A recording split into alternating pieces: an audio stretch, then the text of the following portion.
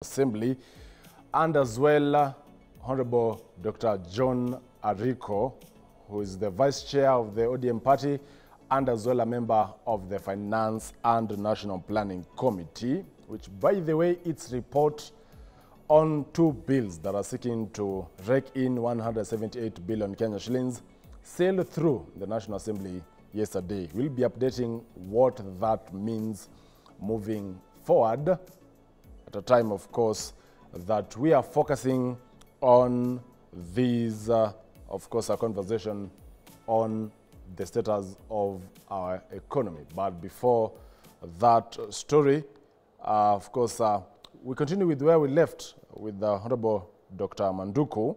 As far as the public debt stock is concerned, that is 11.3 trillion Kenya shillings. When we began the year, that is, of course, we usually have financial years, that 2023, 2024, and now we are in 2024, 2025. But when we began 2024, that is in January, in terms of our projections in the repayment of debt, did you anticipate it to be where it is at 11.3 trillion, or it would have come down?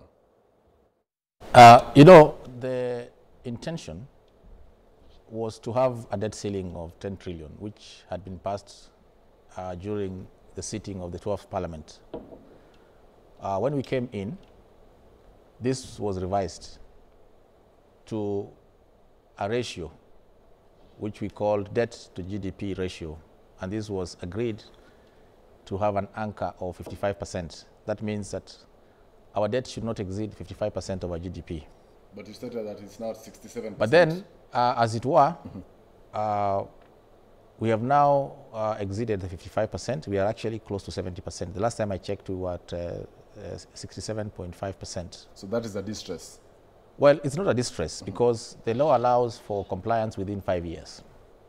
And so it is an elastic limit which can be bridged, but as long as it is complied with within 5 years. So is the percentage coming down according to what? Of course, it's not coming down. Both the figure and percentage are not coming down. And don't forget that even as it is, I think we are already spending 68% of our taxes in paying the debts. But I think the most important thing is even if we continue borrowing, the emphasis should be on the use or the usage of the money that we borrow. I think in our medium-term debt strategy, we have emphasized that all borrowed monies must be used on development and that there should be equity in such development. What has happened in the past, and that is why we are in this situation, is that most of the monies that were borrowed, especially in the last 10 years, were used in recurrent expenditure, and their distribution was not equitable.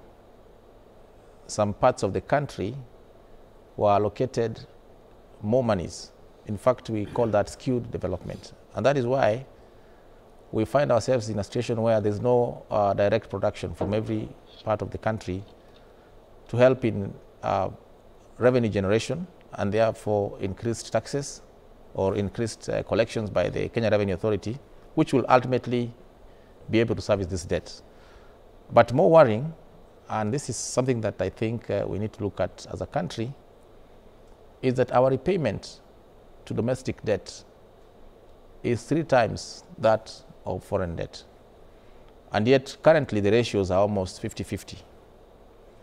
I think our domestic debt is at 55% vis-a-vis the foreign debt, which is at 45%, and which I said, again, breaches the ratio which we agreed in the National Assembly, that this mix should be 30 being domestic and 70 being foreign. By the way, do we repay our domestic debt in Kenya shillings or in dollars? All our debt is pegged to the US dollar. Even the domestic debt? Yes. That's interesting. Well, Honorable Dr. John Ariko, you're a member of the Finance and National Planning Committee, tasked with the biggest mandate of ensuring that we fund the budget. Now, in the current budget of 2024-2025, the finance bill of 2024 was withdrawn. That caused the budget to be slashed, and now you've actually sought to inject yet another 178 billion to the deficit that resulted with the withdrawal of the Finance Bill 2024. But even before getting to that, with our debt stock at 11.3, are you concerned as a member of the Finance Committee that we'll be able to raise this money and repay eventually? Thank you, Chacha. Good morning, viewers. To start with, the debt ceiling is 10 trillion. But given the circumstance of the depreciation of the shilling, but that was changed to the percent of the GDP, 55%. Yes, I will come to that. So that ceiling is 10 trillion. Given that the inflation or the depreciation of the shilling has made the interest rate or the loan to go up, the repayment. So I believe if it were not for appreciation of the shilling, the debt could have gone to 13 trillion.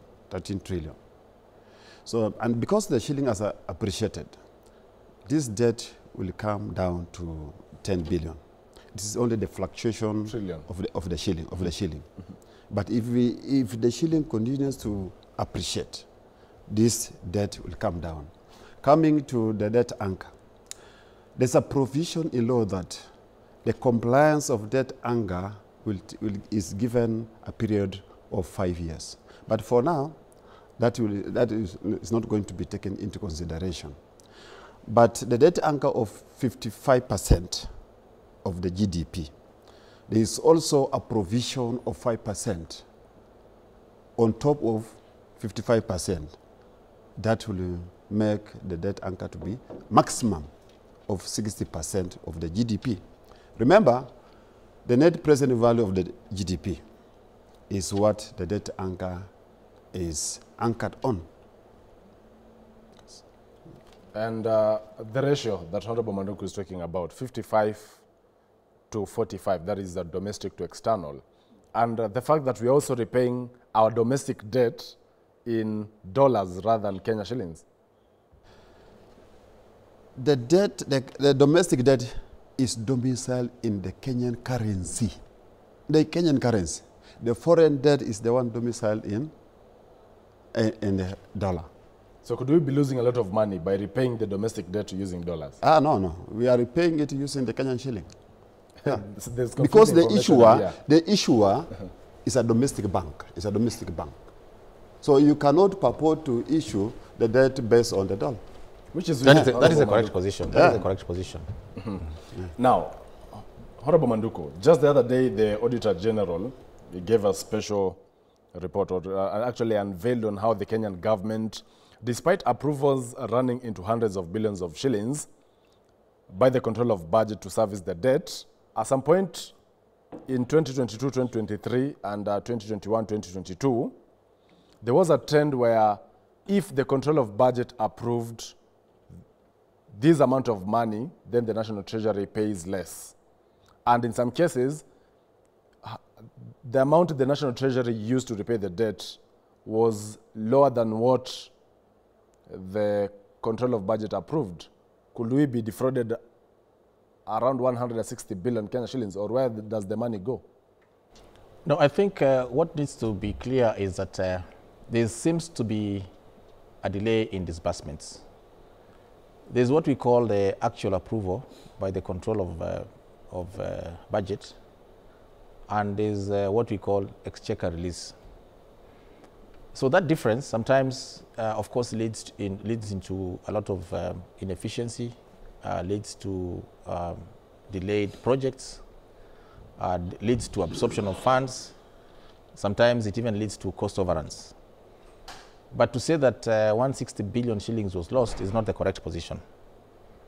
What has happened over time is there's a serious exchequer release delays, and sometimes that is confused with lost money. Are you saying that the variance between when the money is approved and when it's paid could, even with the, of course, the shilling weakening and strengthening, could cause 160 billion variance? I don't think that could be possible. I don't think that's possible. Dr. Rico, on the same. At some point, we pay, in whatever's been approved, we pay 77 billion less. In other cases, we pay over 80 billion in what has been approved. Chacha. In 2 years, 160 billion variance. Chacha, there is no way control of budget, National Treasury can make a requisition of what is not available with COB. National Treasury requests what is available in CBK, what it has. So when it makes a requisition to the controller of budget, the controller of budgets looks into the account of the government, and it can only release what is available with the government. So it is a lie to say that there is a variance between what was requested by National Treasury and what was released by the controller of budget. That's a total lie. But what may be outstanding, what may be, what is supposed to be paid by national government on debt may be more than that, what may be more than what is being requested by National Treasury. That's the only variance. What is need to be paid and what is being paid. That's the only variance. But to say what was requested and what was released by control of budget, there was a variance. That cannot happen. Dr. Manduku, it also emerged that out of 32 sampled loan projects by the Auditor General, legal opinions that were sought from the Attorney General were only, was only 5, or were only 5 loan projects. And so the rest, perhaps from private law firms, could we also be losing money to these? I know what you're talking about. The audit that was conducted by the Auditor General was at the request of the National Assembly through the Public Debt and Privatization Committee, in which I sit. Now, according to the report that was brought to the House, the Auditor General was not able to establish the existence of some documents. And the Auditor General contacted the National Treasury, who could not avail the documents. She also contacted the Office of the Attorney General, who could not avail the loan agreements or the loan documents. Now, that does not mean that these loans don't exist. I know that in her report, she only confirmed the existence of 5 loans, largely based on the availability of the documents at that time. But then we know that some of these loans, in fact, most of these loans are historical, some of them dating way back to 1996, if you remember. It is possible that the National Treasury or the AG may not have traced these documents through archiving, because I know in government, we archive our documents every 7 or so years. And I think a thorough check will actually reveal that these documents exist, because the people who lent us the money also have the documents. The Auditor General did not bother to contact them. So I think it is wrong to say that out of 32 loans that were sampled, only 5 had the documents. It's only that I think... Actually, 5 that I'm talking about is the legal opinion by the Attorney General. So probably private law firms were used to acquire these loans. It is possible. Are we losing money? But even if private... Should we restrict that? It's the only, actually only the Attorney General who should be giving legal opinion, considering the office represents Kenyans rather than private law firms. No, you see, even if a private law firm were to do the work, they would be undertaking it on behalf of the Attorney General. And the ultimate responsible office should be the AG. I don't think it's possible that we lost any money, honestly. And on the public participation, out of the 32 sampled loan projects, only 10 had yes, that's another issue, because the views of Kenyans. As I told you, this requirement that every loan must go through public participation only came into action after the new constitution was enacted, that is 2010. Some of these loans were contracted long before the new constitution, and therefore it was not a requirement. Furthermore, as we sit here today with my colleague, we still don't have a law on public participation. So there is need to have a law. And I know there are efforts to while acquiring these loans. Yes, I know there's efforts to enact legislation that will have requirements for public participation. It is true that most of these loans did not go through public participation. But remember, before 2010, it was not a requirement. And so you cannot say that these loans were contracted illegally on account of lack of public participation. Well, Dr. Rico, and just before getting to you, now we're also joined by Ruth Kinyanjui. She's an economist. Thank you so much for getting time this morning. And Dr. Rico, according to the audit that was done by the control, that is actually by the Auditor General, Nancy Gathungo, where legal opinions were sought, out of 32, only 5. Are you concerned that by the fact that we are using private law firms while acquiring loans, we could be paying these law firms a bigger percentage of the amount we are acquiring? Because even for conveyance, the law firms are paid a percentage of the amount that is actually involved. Yes, Chacha. If you look at the loan documents, there's a provision of consultancy services for the law firms. So, and this percentage is based on what you are acquiring. If the loan is 200 billion, if it is 1%, the lawyer will be given 1%. It is expressly in that particular agreement. So there's no way you are saying funds were lost, because already it is in the document. The question here is, should we restrict ourselves to only using the Office of the Attorney General, which taxpayers fund, rather than acquiring private law firms to acquire these loans? Not unless we come up with a law of protecting the funds. So there and is a use lacuna the in Attorney law, General's office. case. Yeah, we just deny the executive from using the private law firms. Because that's how they are Thank you so much for getting time this morning. We are talking about the national debt stock. According to Honorable Manduku, it stands at 11.3 trillion Kenya shillings.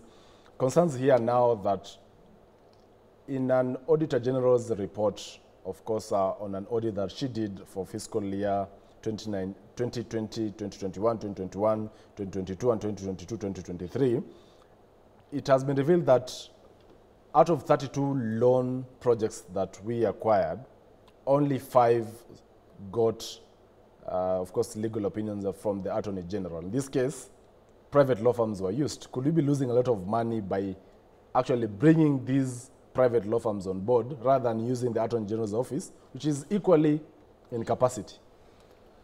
Of course, Chacha, there is a loss of a lot of money by using private lawyers. And why should that be happening while the government is one of the entities that have the best, actually the most trained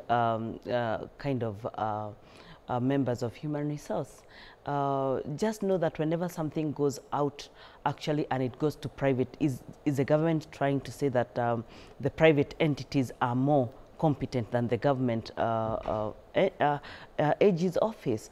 Could we also be looking at a point of where there is contravention or there is a stepping out of something that office is being made to skip?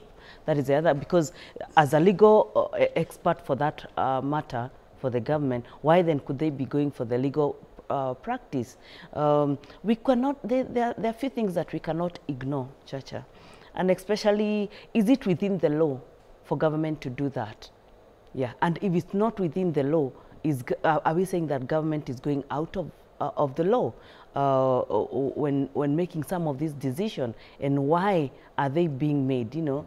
I'll give you a case in point we discussed here a few months ago when it's an entity, it's a government entity, actually, the Nairobi County, if you can remember. Where I think you remember exactly. And one of the legal person was claiming a lot of money, and the county was coming and saying they never did that work. We know how private, actually, it's an area of weakness where some of these things are going to, I know the legislators are here, and it's an area of, it's a point of weakness where some of the things a gray area where the people concerned in that particular negotiation want to play their field.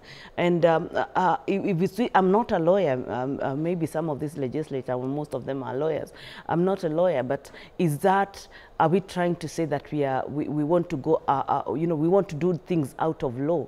And Chacha, I will remind you a few things we have said here before, that the main problem, the reason why the people of Kenya now are coming to push even the legislators is because there is no accountability, and a lack of accountability in the things, in the processes that should have accountability, is what is making common mwananchi come and push and say there is no accountability. And from an economic perspective, that's why we are saying still because of the cost of doing business for them, for the government, that is why we can see that it's very expensive, and developmental agenda is decreasing day by day. So can all these things change? Can there be accountability? Well, allow me at this juncture to take a short commercial break. When we come back, we'll be focusing on how counties have been performing in the first quarter of this ongoing fiscal year of 2024-2025. That is a report actually by the Controller of Budget. We'll touch and name and shame the counties that allocated zero budgets towards development, including Nairobi County. We take a short commercial break. We'll be right back.